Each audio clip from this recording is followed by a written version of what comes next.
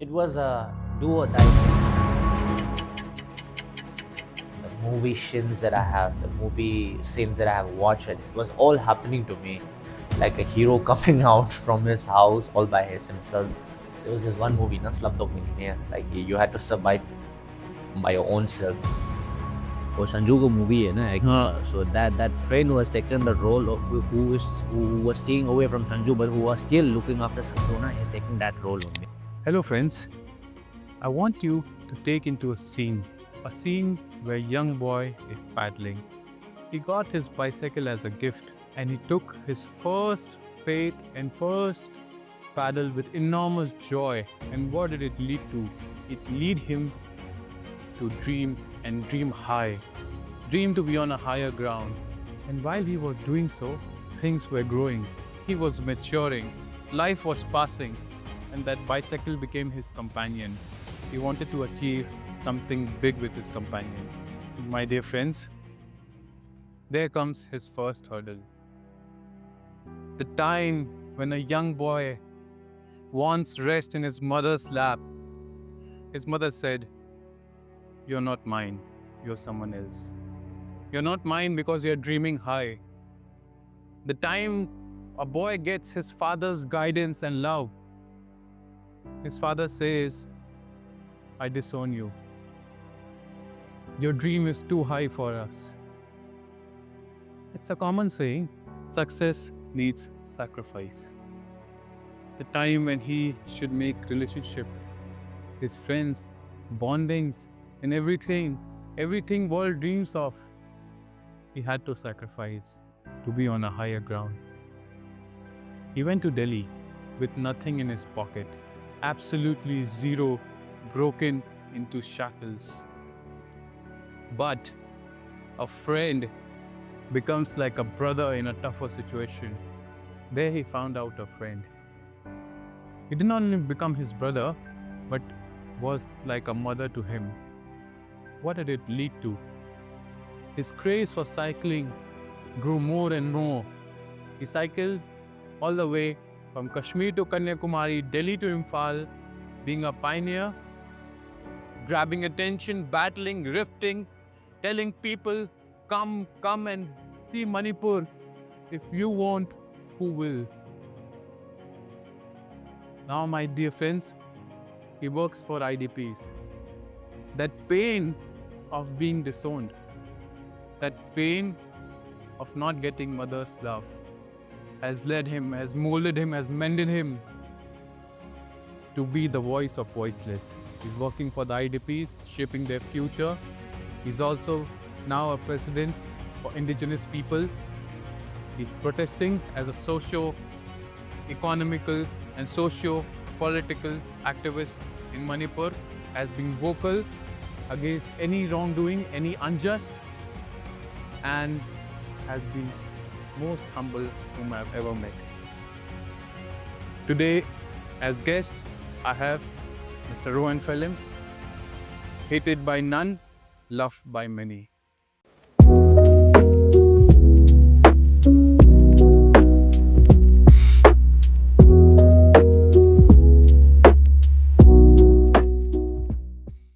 Welcome, sir. Thank you. Ngungai, bro. Nungai Ngungai. Check out, bro. chắc sẽ चार tri है Check, check. अलग चार rồi ni. So, I wanted to ask, how did your craze for cycling began? Yeah, so from my very childhood, I've been doing cycling and also I've been riding e-rickshaws also. And I had a habit of carrying water logs and the manures for gardening also with my grandfather. So we had a big gardening thing long back when I was in my 6th and 7th standard. So from that very moment, I had a craze for this, not cycling, but a rickshaw thing. So carrying some 12 jars of water one at a time. 12 jars. Yes, and then carrying manures from around some 4 or 5 kilometers and going to a paddy field and all like that was my habit. From that, like I had a habit of developing my cycling habit already. And later on, then I used this for my Delhi to Imphal trip.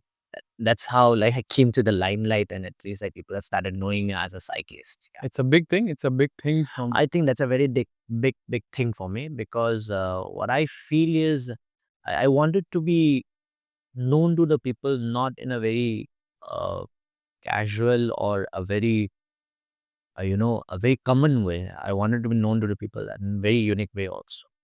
So of course, like people have cycled from Kashmir to Kanyakumari much more ahead than me, much more ahead than me. Like many have done it, but from my state, Manipur, like, I'm supposed to be like the first person I appointed to do that Delhi to Manipur thing, and I'm really blessed, graceful, and privileged that at least I got that take off the first person, at least paddle from Manipur to Delhi to Imphal. Yeah, that's it.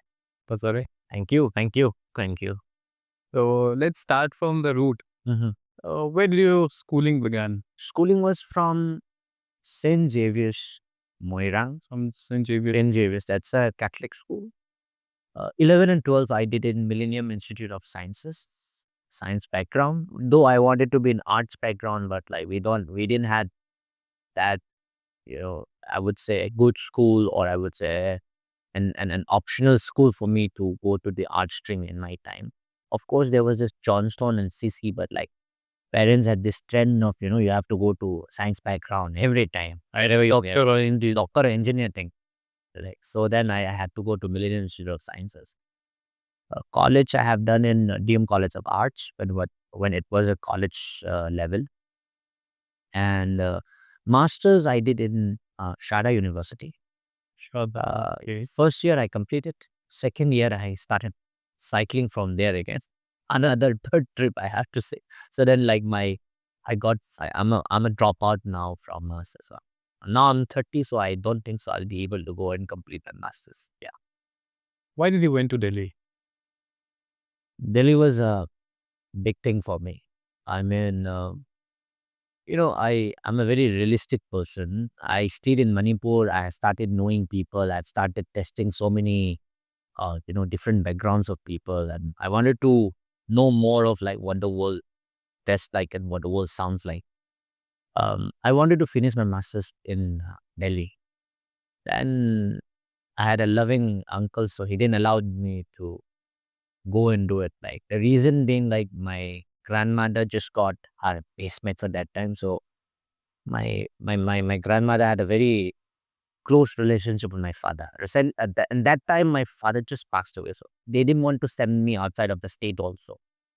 But I had a craze for not just Delhi thing, but I had a craze of going out of Manipur and testing out like how the outside world looks like. So I was a teacher in a school called Maria Montessori Senior Secondary School, 2016 and 17 session that was. 17, I had a big argument with my uncle that I want to go to Delhi. He didn't allow me. So I had a big fight with my family. And then taking that big, hump of fit, I would say, 2017, somewhere in the month of July, August, I had a phone with me. So I sold that phone now. And with that little penny, thousands of bucks that I had to take my first train in my life. So I still remember that there was a brother of mine called Brother Nandu. He's from my church only.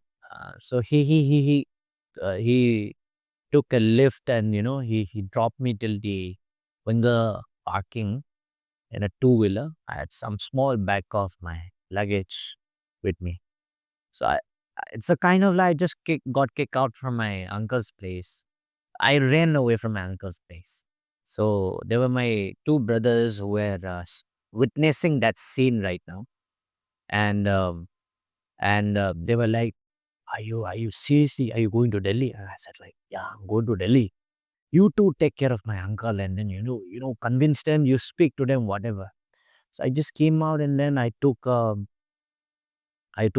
winger from Enfal, from BOC to Dimapur. There I met Mayan. I met a Mayan he's from Guwahati. I forgot his name, but he was such a kind person. So I think he runs a business in Manipur and in Guwahati. So he had some, you know, money that he has to be invested in his business. So he was not allowed to go by flight. So we took a winger together. So he was explaining to me all these things on my way to Dimapur. That was my first ever winger from Singhal to Dimapur. Were you scared? I'm not that scared. I was not scared. I knew something was lying ahead of me, and then I need to take this good fight of fate, and I need to step out, and something was waiting for me out there. So I went there, and I got a good amount of calls from my family. Where are you? They have reported to the police, this and that. And I said, like, I think I need to do this. I'm so sorry, I cannot come back to Infan. So I went to Dimapur, and then with this friend of mine, we took a train till Guwahati again. So from Guwahati, he left me in the boarding station and the land number, the land numbers. It told me to go to this Dama and everything. He told me that thing. And then that was how I started my solo journey. By train from Guwahati till all the way till Delhi, a solo ride by a person who has never rode a train in his life, all by alone by himself. And I met a couple of nice people out there.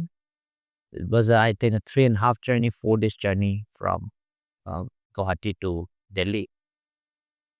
So I reached there. There was a friend of mine who had offered me a room there.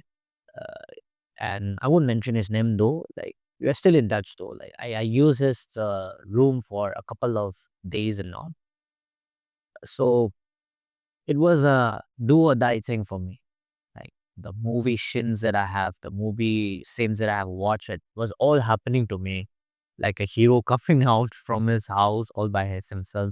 There was this one movie, not Slumdog Millionaire. Like, you had to survive by your own self. Like, so that same test was given to me on that day. I tried for 16 interviews, and I think God was trying to teach me a lesson in all that 16 interviews. I got no selection. I got kicked out. I got MTI problem, my English problem, MTI problem. I got rejected in many of the rounds. So I tried some nice, I would say, big companies like Energizer. Um, Finally, I got selected in Teleperformance TP. There I was working for at least some, I think, 4 5 months, something like that, Teleperformance.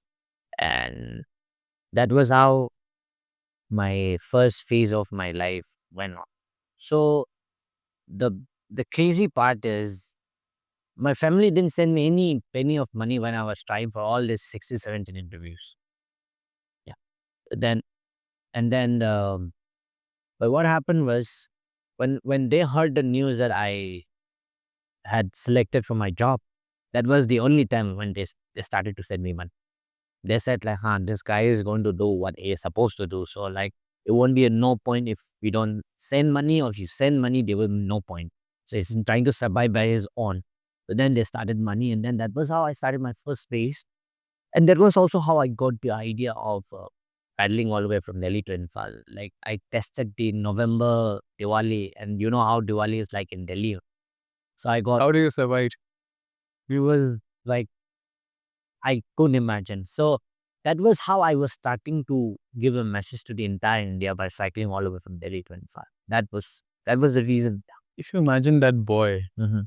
who is being kicked out of his house, obviously you are the boy who is being kicked out of his house, going to Dimapur, going to places which he has never heard of, never dreamt of.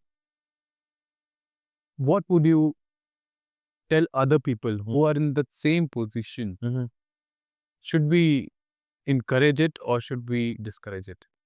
If you are doing that for a situation like a do or die, you need to stand up for yourself. You should do it definitely, because that 16 interviews could not defeat me. I got succeeded in my 17th interview, and that 16 interview could not, I would say, oppress me. I still stood up for myself, and then I said like, Rohan, you have to go for it.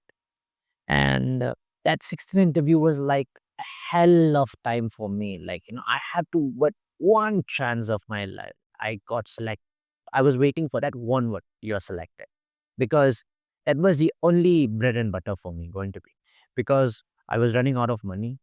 I still remember that day when I was borrowing money from an unknown stranger. I said, like, give me 200 rupees. I want to go back home. I don't have a single penny of money. Sometimes there are still people like them, but it's still in touch with me right now. They are seeing all my WhatsApp status and all my success, which I'm going, and they're really happy for me. But Humanity still exists. that phase of my life was, I would say, that is a reason why who I am today. I've tested like how failure tests like, and how I should maintain myself, and how I should survive that phase of life. So if you are that one person who is going and um, you know taking a lump of faith, and at least in that phase of life that you need to survive and you need to hang on it, I think you should do it, because like you're seeing one person in front of you who had crossed that part of phase of life. One more question. Yeah. That time when you left, you must have seen your friends enjoying motherly love, father's love, guidance from relatives. As a human nature, you would have been jealous at that time and wanting for it as well. How did you survive during those times? I would say I have not tested what pampering is like, so I never have any envy or any jealousness of those people who are being pampered by their papa and mama and daddy and mummy and these things. Though I had a very harsh childhood, though people know me this part of the story where I was grown with my broken parents. So I don't have that much of I don't have that much of attachment to that pampering part of my phase of life. So uh, uh, then I don't have that much attachment to that, the emotional part and this thing. I was like, my person type, like, so I was like, I can survive by my own, so I can emotionally charge by myself. Moreover, it's not about but like, it's not religious too, but I have to say I found Christ in my right time. So Christ has found me in my right time. I have also found Christ in my right time. So it was my fifth standard. I become a Christian also. So I knew like what loneliness is all about, how I should deal spiritually when I'm alone with the Holy Spirit, and I had to give more of myself to Christ. And like that's how I have survived that emotional that phase of my life. So you were telling about your cycling trip and your not being envy of other people. Mhm. I want to ask about your life experience Mm. from Kashmir to Kanyakumari. Yeah. During your time when you rode from Kashmir to Kanyakumari, there was heavy insurgency in Mm. Kashmir that time. Yeah. And how did you paddle your way from Kashmir to Kanyakumari? I think that time, Tane, by the time when we were reaching Kashmir, we have been flagged off by the senior SP of Kashmir only. I think by the time we left only, the terrorist thing again turned out to be big in Kashmir. Well, flag off was done by the police department also, though it was not a big problem for us. And um, that 45 days were like one of the best days.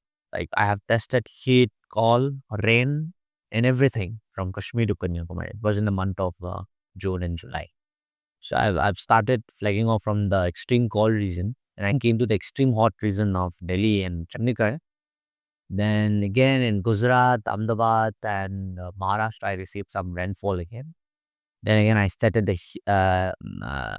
tested the heat again of Kerala and Tamil Nadu. So that was how it went. So I think overall it was a very nice experience for me, like in terms of weather and regarding the mention thing that you have mentioned about the terrorist thing in Kashmir. I think it was not a very big deal for me. What was your humanly experience in terms of Kashmir to Kanyakumari? I think it was very good. I had a very bad experience in Gujarat. Yeah, we'll come up to that. We'll come up to that. I have one question regarding to it. Yeah. I have a very bad experience in Gujarat. That was the only thing. Other than that, like I think 95% of my journey was all filled with good stories, good people, and all positive. So you were telling about your bad journey. I think Yeah. it's related to some girl. Yeah. So it was like this. I am not judging anyone from this experience, and like I really thank God, and I really thank people of especially Northeast India for standing up with me in that moment. I had an Indian flag with me, and everywhere I paddle, I was carrying this Indian flag with me. So people salute me, people stop me, people thank me for carrying the national flag along with me, and people speak to me. Even people offer me money also out of their pocket. Like, Wow. yeah, so I had a good amount of experience on carrying the Indian flag with me all the way from Kashmir to Kanyakumari. So people stop me in between also. So when I was having a U-turn, so I just got a hand raiser from the car. So I thought it was one of the person was stopping me because I had an Indian flag. Then the gentleman just got out from his car and he said, I think it was a Gujarati that I was bringing to his daughter, and all his accusation came. I said, like, sir, I am someone who's riding all the way from Kashmir to Kanyakumari. I wave at people. I thumbs up at people. I try to express whatever positive things from people because the people every time sees and greet us. So I think that would be one of my greetings that I have given, but I think that won't be a week. So, and I didn't even realize that his daughter was inside the car. When his daughter came out of the car and then started to speak me in Gujarati, and then I think he started to shout at me and then do every accusation. So I was responding in English.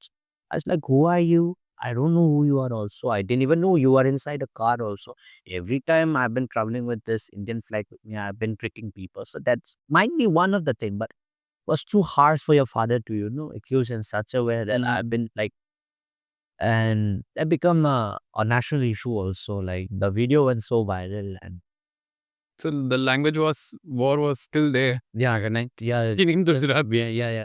It was yeah, and then that became so viral again, and then it was in Gujarat also. So I didn't want to make the problem much more bigger also. So I requested to all the media fraternities to cut that incident from the media also, and then that was how it went. You did that. Yeah. I requested to the media fraternities to please cut off all the videos and whatever the things posted in the social media and everything and all the political. I didn't want to make a scene out of it also. It's a miracle that they did that because now it's not possible, I think. Yeah. Now you'll be more highlighted. Yeah. So I requested to many of them also not to do any kind of written copies. And I call up to some of the officials in that area to please handle the situation also. I think timely they came and handled the situation. So that was how it went. Uh, Leads to my next question. In this situation, when everything was tough, you got a loyal friend. Please tell us more about him. Yeah. His name is Hemot Chandra. Yeah. Till day I'll have to consider him as a loyal friend. He is uh, that person, same thing as to the life of Sanjay Dutt or Sanju ko movie hai na. So that friend who has taken the role of who was staying away from Sanju but who was still looking after Sanju na, he's taking that role only. He was Gujarati, those. Oh, I can't not say anything. Okay. So no, he's been a nice person to me, Emochan. See, Tanya, I handle a lot of people. I have a lot of friends. I have a lot of near and dear ones too. But like, and this person has been with me for a very long time. I think from 2017. I met him in Delhi only, and he has been with me in my highs and low in every moment of my life. So whenever I had any big issues, in my time of celebration also he is there. In my time of my downfall also he is there. Yeah, sometimes people need this kind of friends who are in both the situation, both downfall and high and low. So he's been that friend of mine. We had good experiences. So that's how I can explain. A blessing for you. It's a blessing for me though. Sometimes biblically I have to say he is my Joshua when I'm in Moses. I really want to ask question. Hmm. What is your view on Arambai Tengul? So Arambai Tengul, I would say the chief has been a good friend of mine before the formation of Arambai Tengul also. Gurung is like a brother to me. When it comes to religious point of view, he's not been happy with me because I'm a Christian.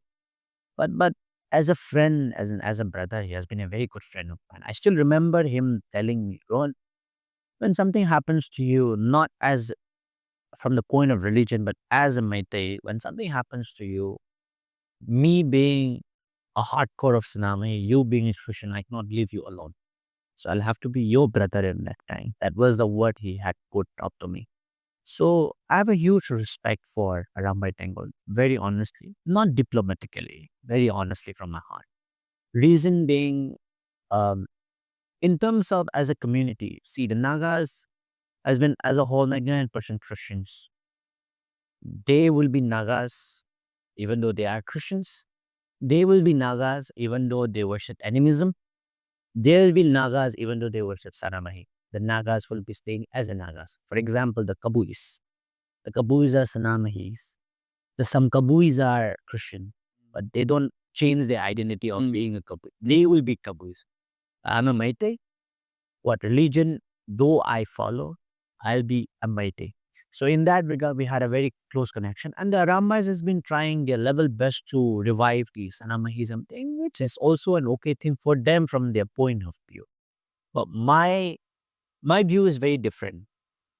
Whatever religion that we follow, we being a Meitei should be united as a Meitei. That is my core term that I have been trying to speak in many platforms with no offense to other communities. My point of view is very clear. Let's love one another. Let's try to coexist one another. That's what I have been putting forward.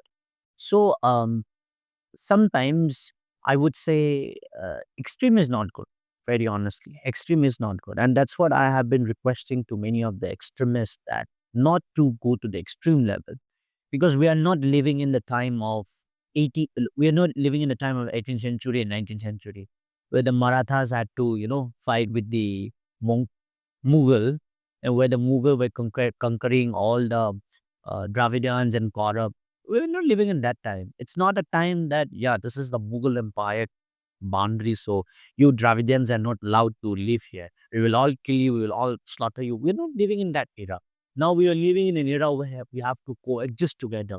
So religion aside, ethnicity aside, we are living in a coexistental state and a country, right? So what I'm basically trying to put in people's mind is we are in Manipur right now. Manipur consists of Meitei Pangals, Meiteis, Meitei Sanamahisa, Meitei Christians, whatever the Nagas, Kukis, everything. All right. So why I'm putting up cookies also, they came, whatever the reason behind, they came some 300, 400 years with the records that has been put on and everything. So putting aside all this, we have been at least existentially existing here. So whatever is happening right now, this happened with the Nagas 20 years back. I heard that. Way back in 1993. I mean, which is logically like the Nagas were much more wiser than the Meiteis. 20 years back, they knew what was coming. So my stand with the Aramba, like I think basically in some point of view when it comes to existing part of you being as an existing you know uh, uh, uh, uh, ethnicity, I feel like what you're doing is right in one way, but when it comes to extremism, sometimes I object them openly also, not to harm the sentiments of the other communities also, because Manipur doesn't only belong to Meiteis. Manipur doesn't only belong to Nagas. Manipur doesn't belong to only one community. Manipur as a whole now in this 2025 is a coexistional state that we live in. So we have to respect the sentiments. We'll have to respect one another. We'll have to respect the one another religion. We'll have to respect the sentiments of one another. That's only how we will coexist together.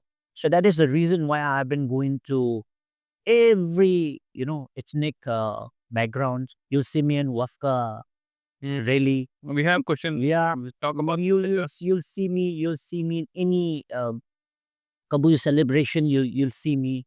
Now, me being appointed as the Indigenous Peoples Forum Manipur Chapter President, I'll have to take part in all the all the tribes area and everything in that. So see, that is how we're going to make up that united Manipur. I still remember one person was telling, where is that Manipur gone? Way back in 1890s, when you had the power to cut the throats of 5 British officers. That courage is just a word now. You don't have that courage now. So when all those courage are way back brought to you today, then that's how you can safeguard the integrity and the territorial integrity of Manipur. That's what I believe. I saw your message and I really want to ask something about it. You were scolding your community when during floods, the Arambai Tengus were helping Yeah. you and your family, and your community wasn't able to help. Yeah. I saw your message of scolding them. Yeah. What was about? It was not scolding my community. It was about scolding my Christian friends. Because, see, the Bible teaches us about a lot of sacrifice. Love is all about sacrifice, leaving aside of what everything belongs to you and then doing something for the others who don't belong to you. That is what loving is all about. It was a flood time. I'm not praising Arambai, but I am telling what they were doing in that time. See, the Arambais had a lot of, I would say, volunteers whose houses were under the roof, who were flooded their houses, and they had also so many problems like those people who were facing the flood. They were from different parts of Manipur. Yet though they left everything behind what was theirs in their house, and then they came as a group to help others. So I was like requesting to the Christian fraternities, where were all the pastors, where are all the leaders, or where are all the ushers and the church volunteers? Because I have a beautiful saying, Tanay, and I think especially everyone and especially the Christians need to hear this. People won't hear you when you wear your formals, when you have your iPhones and the projectors posted out, when you have your Apple tablets and your laptops in front of the pulpits. You preach with your Louis Vuitton shoes and Apple Watch and all this luxury. People won't be able to listen to you when you preach that way. You wear a half pen, you wear a banyan, you go and help those people who are in floods and droughts with a small packet of food and say, Jesus loves you and he really cares for you. And if you need any help, we'll come and pray for you. That gospel will be more powerful than those gospels with the, Apple Watch and Apple tablets and, with all the Louis Vuitton shoes and all that. So I was especially scolding my own Christian brethren. During the flood, I was not able to see much of the Christian population coming and helping. But yet, the Arambais, in a believer's way of, addressing them, they were non-Christians. They were non-believers. But though they were preaching the gospel in whatever the actions that we're doing. And then people started to press them a lot, like, exactly this must be the Arambais which God has sent us to save our life. Something like that. No? So I was scolding my Christian brethren for not turning up. Like I was supposed to be with a group of Christian volunteers. But I was with the Arambais every time that night. So I had a really bad feeling for myself why are not my Christian brothers turning up. So that was the story behind. So leads to my next question. Quite obvious. I've been to Senapati, and many of the people from the Kuki community, they have loved you a lot. They are still loving you a lot. What happened in this war where you have been most vocal about and against unjust? and mostly against the cookies. Mm. Once an Abraham of cookies, Yeah. now a Judah of them. So, how is this for you on an emotional level? Hello, guys. This is part 1 of Why I Love Manipur. Please like, subscribe my channel. You will find the link in description below. This is an effort to bring peace and harmony and to motivate the youth of the state. Love ya.